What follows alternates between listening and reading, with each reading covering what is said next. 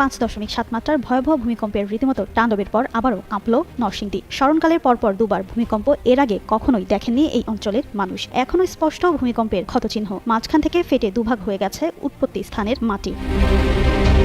তীব্র কম্পনের ফলে বহুতল ভবনে দেখা দিয়েছে ফাটল, দেবে গেছে কাঁচা রাস্তা, তৈরি হয়েছে ফাটল, দোকানের তাক থেকে পড়ে গেছে মালামাল, বন্ধ রয়েছে ঘোড়াশাল বিদ্যুৎ কেন্দ্র। ভূমিকম্পের সময় হঠাৎ ভূপৃষ্ঠ কাঁপতে শুরু করলে দুলে ওঠে বহুতল ভবন সহ বিভিন্ন স্থাপনা। কয়েক সেকেন্ডের এই কম্পনে তীব্র আতঙ্ক ছড়িয়ে পড়ে। হঠাৎ ঝাঁকুনি টের পেয়ে বাড়িঘর থেকে দ্রুত খোলা জায়গায় বা সড়কে বের হয়ে আসেন লোকজন। স্থানীয়রা জানান, বাসাবাড়ি বিভিন্ন স্থাপনায় ফাটল দেখা দিয়েছে। তীব্র কম্পনে ছড়িয়ে ছিটিয়ে পড়েছে ঘরের আসবাবপত্র। আতঙ্কিত মানুষেরা ছোটাছুটি করেন, বেরিয়ে পড়েন ঘর থেকে। সময়ের সাথে বাড়তে থাকে হতাহতের শঙ্কা। হঠাৎ করে একটা শব্দ হলো, বিল্ডিংটা যখন পড়ে গেছে, যখন আমাদের উপরে পড়ে গেছে, তখন আমরা দরজাটা খোলা ছিল, দৌড় দিচ্ছি দুজনই। দৌড়ে যখন এইদিকে আওয়াজ শুরু করছি গেটের বাইরে, তখন দিয়ে যে মাটি আমরা টান দিছি। আমরা পিছনে আবার দেখারিলাম, খাওয়ার পরে দিই যে এটা একদম নিচে গেছে। আবার আমরা এরকম লাগতেছে, সেন্স বলতে নেই, আবার দৌড় দিলাম।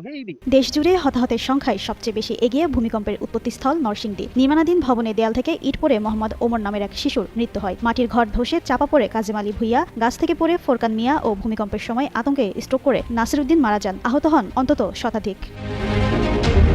দীর্ঘ 30 বছরে এমন কম্পন দেখেননি নরসিংদীবাসী। ভয়াবহ এই দুর্যোগে যেন থমকে গেছে স্বাভাবিক জীবনযাত্রা। ক্ষতচিহ্ন আর নীরবতায় স্তব্ধ হয়ে আছে গোটা জেলা। জিনাত আরা ঋতু, যুগান্ত নিউজ।